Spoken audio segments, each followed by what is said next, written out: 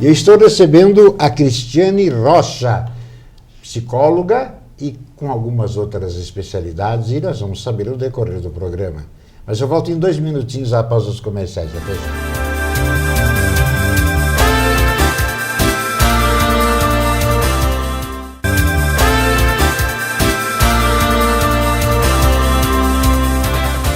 Hoje estamos de volta. Estou aqui ao meu lado. Tudo bem contigo, Cristiane? Tudo certinho. Grande prazer tê-la no programa. Aliás, dizer a vocês que com essa garotinha já havíamos conversado há algum tempo atrás, mas não encaixava um horário para gravarmos verdade, o programa. Né? Verdade. Mas sempre tem a sua hora, né? Já percebeu? É verdade. E chegou o momento que você pôde estar comigo e vamos então agora falar exatamente de você, a Cristiane psicóloga. O que te levou a escolher psicologia? Eu acredito que quando a gente tem 17 anos é muito complicado você escolher uma profissão que, teoricamente, você vai ter que seguir para o resto da tua vida. Né? Essa é a ideia, né? De você vai escolher uma coisa e vai seguir isso para sempre. Então, a minha ideia era de ajudar os outros, né? De alguma forma. Fiz primeiro vestibular para medicina, não passei, né? Mas acho que talvez hoje até tenha sido uma coisa meio acertada, assim, porque talvez... Né? Mas eu gosto muito da psicologia, eu acho que eu acertei. Aí, na hora de uma especialização, você fez neurociências. Neurociências terminei agora no ano passado. Esse ano, na verdade. Então, nos explique o que é a neurociência dentro da psicologia. Então, a neurociência estuda o cérebro, né, e as suas funções. E aí a psicologia, eu acho que o que vem agregar à psicologia é exatamente o conhecimento, né? De você ter um paciente de transtorno bipolar, por exemplo, né, e poder entender o que acontece no cérebro dele, né, de não achar que tudo é emocional, de que tudo vem da família, de que, né, tem coisas sim que são neuroquímicas e que isso influencia sim a vida da pessoa, né? Então acho que vem agregar esse conhecimento. Gostei da sua colocação e, aliás, até do exemplo que você deu. O bipolar, ele é um problema que necessita de um tratamento alopático. Sim. Mas também tem a influência da própria formação do ser humano. Ou você precisa agregar os dois, ou não são. Esse aqui é um tratamento. E não. É só tratamento, e o período, se é um tratamento, ele é pro resto da vida esse tratamento... Tudo é muito individual, né? Quando a gente se trata de ser humano, né? Sim. Cada um é único, né? Então, assim, não se conhece a etiologia, por exemplo, do transtorno bipolar, né? Sabe que se você tem casos na família, é mais provável que torne a acontecer, né? Do que se não tem. Né? Então, a estatística geral da população é muito menor quando tem casos na família. Então, isso o que nos diz? Que pode ser genético, né? Que tem um componente genético aí. Né? Então, e o tratamento, o que é? Se você for pensar, o que é o transtorno bipolar? Né? Ele oscila entre 2 polos. Né? Então, entre a depressão, né? Que até um tempo atrás dizia que a depressão era unipolar, né? Então, entre a depressão e a euforia. E isso oscila, então, às vezes... E também, entre essas oscilações, existem várias maneiras, né? A pessoa pode ter uma crise de depressão aí por muito tempo e ser diagnosticado e tratado como depressivo e, daqui a pouco, ter uma crise eufórica bipolar, né? Que passa para o outro polo, então. Né? Então, na verdade, ele não era depressivo. Ele tinha um transtorno bipolar que se manifestou de uma maneira diferente dos outros, vamos dizer, né? Para que possamos entender, o leigo entender... é uma pessoa que ele não consegue traçar o seu ponto de equilíbrio enquanto ser. O humor, né? Então ele está ainda, pelo fato dele estar num polo e daqui a pouco no outro polo, ele não consegue entrar no equilíbrio dele mesmo, e aonde você vai fazer todo o trabalho, primeiro do conhecimento do ser humano que ali está, né, para identificar a causa disso tudo. E ela poderá ser um transtorno bipolar momentâneo de origem emocional. Poderá? Olha, não sei te dizer, assim, eu acho que daí não seria diagnosticado como transtorno bipolar, que para ser diagnosticado existem critérios, né? Então tem que estar acontecendo já há mais de um tempo, né? Existe uma série de critérios para poder ser diagnosticado, né? Não sei se pode ser... Eu acho que um fator emocional pode ser o gatilho para desenvolver o transtorno, então. Gostei dessa colocação. Gostei porque aí sim, aí disparou o que lá já estava adormecido. Isso. Então foi um momento de emoção muito forte. E tanto positivo quanto negativo. Quanto negativo, exatamente. E fez com que se manifestasse essa situação. Assim, ó, por exemplo, uma pessoa que tem, vamos dizer, uma predisposição para ter uma agressividade já mais acentuada, alguma coisa assim. Se ela nasce num mosteiro budista, né, talvez isso não se desenvolva tão intensamente. Né? Porque o meio ambiente também não proporciona para que isso apareça ou para que isso... Né? Então, o ambiente, né, o fator externo, tem muito a ver também, daí é o gatilho. Né? E ali, nesse caso, propicia a interiorização, né, e ele entrando em harmonia com ele mesmo, e a própria energia do ambiente. Sabe-se que a energia, a nossa energia, ela tem uma influência muito grande em relação até o que vamos fazer, até uma comida, né? Você vai fazer um almoço, por exemplo, num momento de paz e alegria, você vai fazer uma comida deliciosa. Se você vai cheia de raiva, a pessoa vai... Com má vontade. Má vontade, já vai temperar mal, já vai... O sabor daquela comida vai fazer mal às pessoas. Ou não é? Acho que a energia é uma coisa meio palpável, assim. Né? E as pessoas... Nós não conseguimos esconder aquilo que nós verdadeiramente sentimos. Eu acho que tem gente que consegue, sim. Podemos, às vezes, até tentar. Mas eu acho que tem gente que consegue. Consegue, você acha? Eu acho. Você, enquanto profissional da psicologia, já deve ter conversado com tantas pessoas. Você pegou de pessoas assim que conseguem se enclausurar de tal forma que você precisa trabalhar muito para fazê-lo sair? Para poder se conhecer mais? Tem. Mas eu acho assim, a maioria das pessoas é muito transparente, né? Não gostou, eu escuto muito isso dos pacientes, assim, dizer, não gostei, mas estava na minha cara que eu não gostei, né? É nesse ponto que eu digo assim, mas tem gente que não gosta, mas que está do teu lado, que, né, tem pensa uma coisa, né, e age de uma outra forma. Isso tem bastante gente por aí, né? Que interessante. E que tipo de... Quando você diagnosticou, já falamos aí da bipolaridade, essa situação do ser muito introspecto, medo do mundo, talvez? Medo de se relacionar? Pode ser várias coisas, né? Pode ser várias coisas. A psicologia, ela ajuda... encantadora exatamente por isso, né? Porque assim, é muito singular, é muito subjetivo, né? Então, dentro de um transtorno que é diagnosticado com critérios, com tudo, também tem a parte da pessoa, né? Da sua personalidade, que influencia muito. Por exemplo, agora eu participo de um grupo de... preparação para cirurgia bariátrica, né?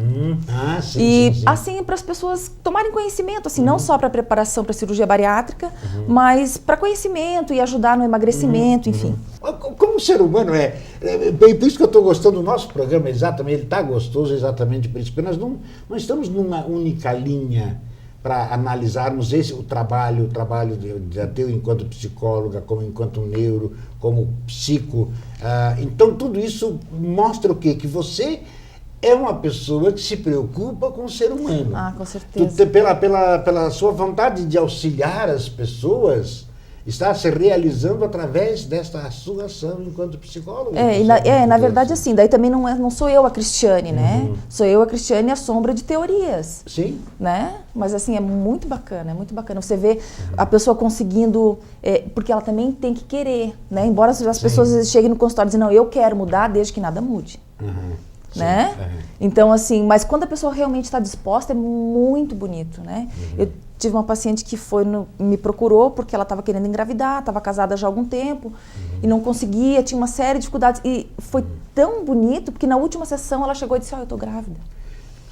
Mas foi muito bonito, foi um processo muito bonito. Que presente! Foi muito bonito, assim, o processo de autoconhecimento, né? Dela se permitir algumas coisas, né? Porque o psicólogo não pode dizer, olha, você deve fazer desta forma, né? Não. Vou falar de mim, né? O que eu faço é dizer, olha, você, né? Acontece isso, quem sabe você tenta fazer desta forma. Ótimo! Né? E uma coisa que eu sempre coloco, eu digo, eu não estou aqui para te julgar, né? Se você não conseguiu, você chega e diz, Cris, não consegui, olha, fiquei assim, assado e não deu certo. Né? Mas é exatamente isso, é o tentar, é o experimentar e ver como é que é o resultado. Não, olha, não deu certo. Puxa, então, o que será que aconteceu? que não... Isso! Né? Esse é o Vamos processo buscar terapêutico.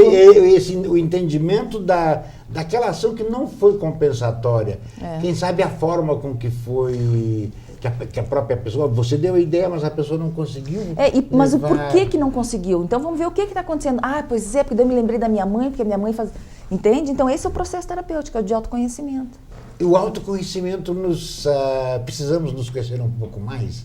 Então nós vamos fazer um intervalo de 2 minutos para nos conhecermos um pouco mais e já voltamos.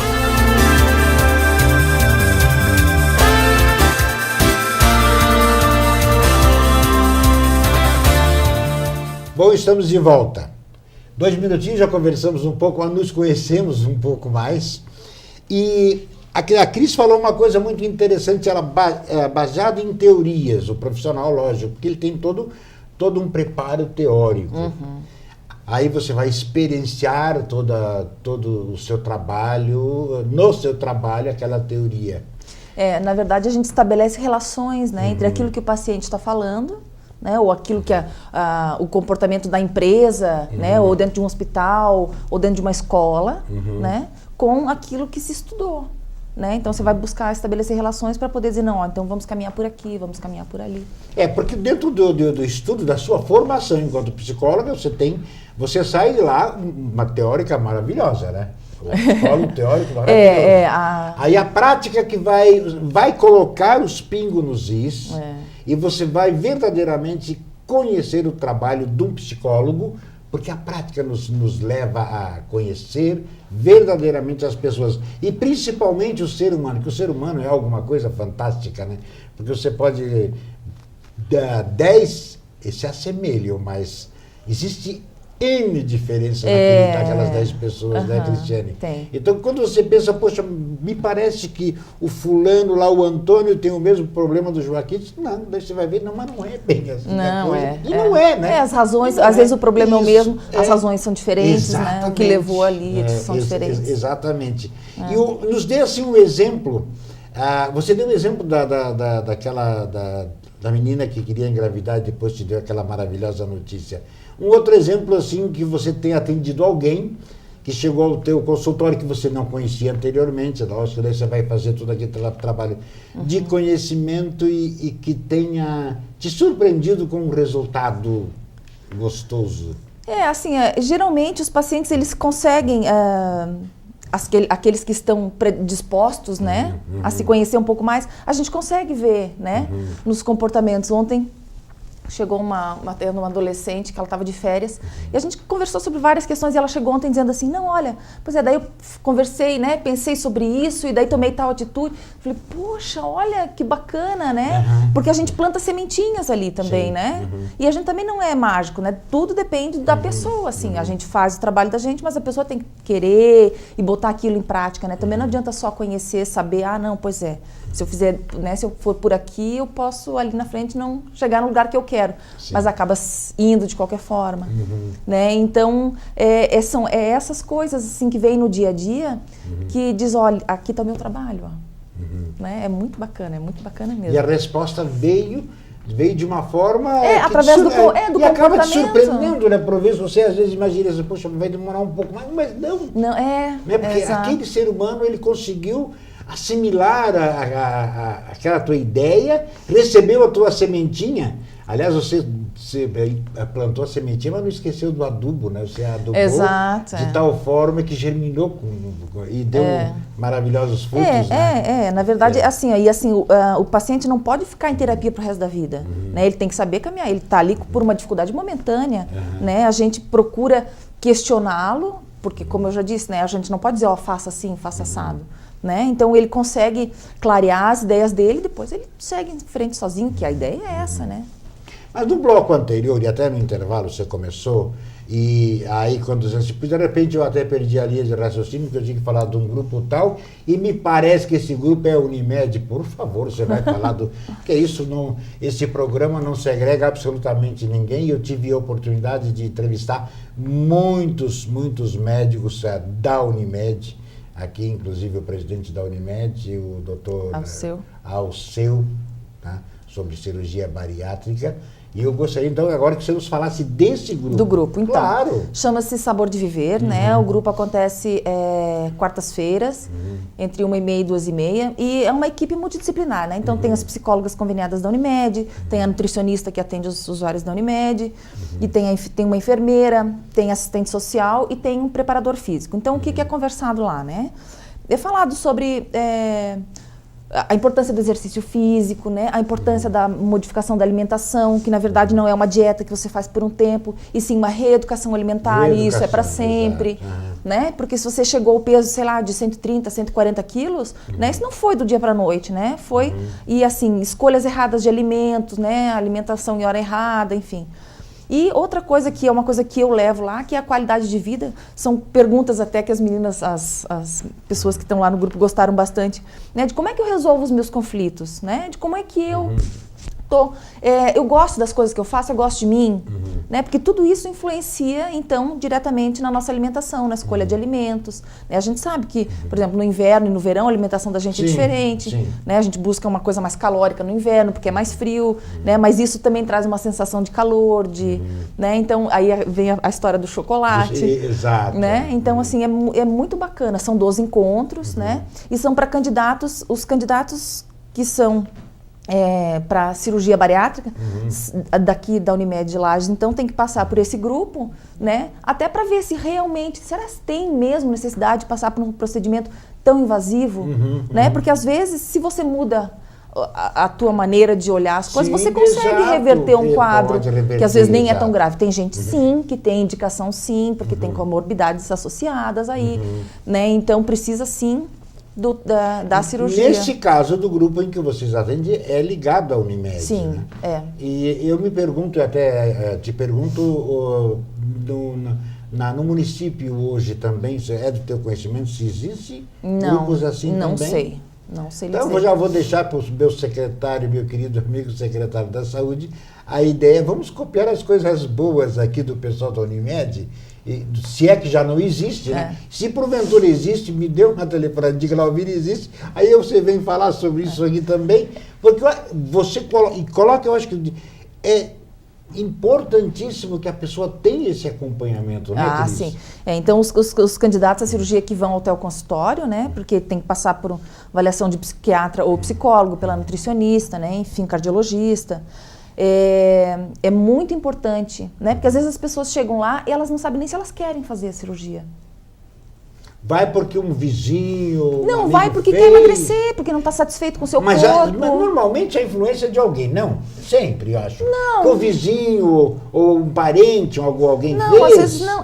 Também pode acontecer, né? Mas às vezes não. Mas assim, as pessoas. É aquela história, né? Eu quero mudar desde que nada mude. Né? Então daí fica muito complicado, né? Sim, vai demandar um esforço muito grande. Até porque a cirurgia bariátrica ela não é um milagre, né? A cirurgia é eficaz, ela é muito eficaz. A pessoa perde peso, perde peso. E são 3 ou 4 técnicas diferenciadas. Aí eu já não sei muito bem dessa parte. Eu já né? mais ou menos sei, porque já entrevistei. Eu sei que tem várias técnicas. Mas o pós-operatório e a estatística de pessoas que passam pela cirurgia depois de 2 anos, que tornam a engordar, às vezes até mais do peso do que já é muito grande. Eu tive conhecimento, tem uma amiga, inclusive, que passou por uma cirurgia dessa e ela não conseguiu modificar os seus hábitos alimentares. Com refrigerantes e doce, estava muito ali na cabeça. E ela continuou fazendo em menor dose, daqui a pouco já estava... uma coisa que eu digo assim, né? A gula da gente tem o tamanho do estômago da gente. É verdade. Né? Então, se você fez cirurgia bariátrica e você não mudou o teu padrão de pensamento, né, a respeito da alimentação, né, a tua gula vai ser do tamanho do teu estômago. Exatamente. Né? Então, você vai comer aquilo mais um pouquinho hoje. Amanhã mais um pouquinho, daí, mais um pouquinho. E, claro, exatamente. vai. E aí a coisa começa a... Daí engorda meio quilo hoje, daí faz mal, meio quilo, né? Daqui a pouco mas meio se for engordar meio quilo, 1 quilo por ano, em 10 anos são 10 quilos. Exatamente. Estou passando aqui os nossos telespectadores, diz que a mulher, ela tem mais a necessidade do chocolate que o homem. E uma outra diz que a mulher, nas mãos, ela retém mais bactérias que o homem. Que coisa interessante, não né? sei também. Isso dito numa pesquisa. Interessante. Ficou aqui a nível de informação, para quem não acompanhou. Minha querida Cris, Você viu que o programa foi muito gostoso, bem agradável, porque não foi um assunto único. Nós tratamos de várias situações, vários assuntos, e o trabalho da psicóloga como um todo, que eu acho que é exatamente isso, a importância de levarmos essas informações. Mas você, de repente, eu podia ter falado mais isso e não falei. Meu, tanta coisa, mas eu acho que daí a gente pode, você me chama, daí eu venho uma outra vez, a gente... eu sabia, você viu? Isso que ela estava nervosa, eu disse, fica tranquila, tá aí, ó, você acabou de comprovar, e realmente é isso, mas essa é a minha função, é trazer o profissional, levar a informação, mas dessa forma gostosa. É um bate-papo, É um bate-papo bem descontraído, bem agradável, para que as pessoas que estejam nos assistindo sintam exatamente o que nós dois estamos sentindo aqui. Estamos fazendo alguma coisa de bom para alguém, né, Cris? É isso. Suas despedidas, minha querida. Eu gostaria de agradecer, né? E me coloco à disposição aí, né? Se alguém precisar de mim, né? Me coloco aí à disposição. E-mail da Cris e telefone para contato, você está acompanhando agora aí embaixo. E eu só tenho que te agradecer, né, por ter vindo nesse momento muito especial do programa Saúde e Educação, e levamos mais esse programa gostoso, agradabilíssimo, com certeza, aos nossos telespectadores. Obrigado a você, obrigado a todos vocês, e até o próximo programa.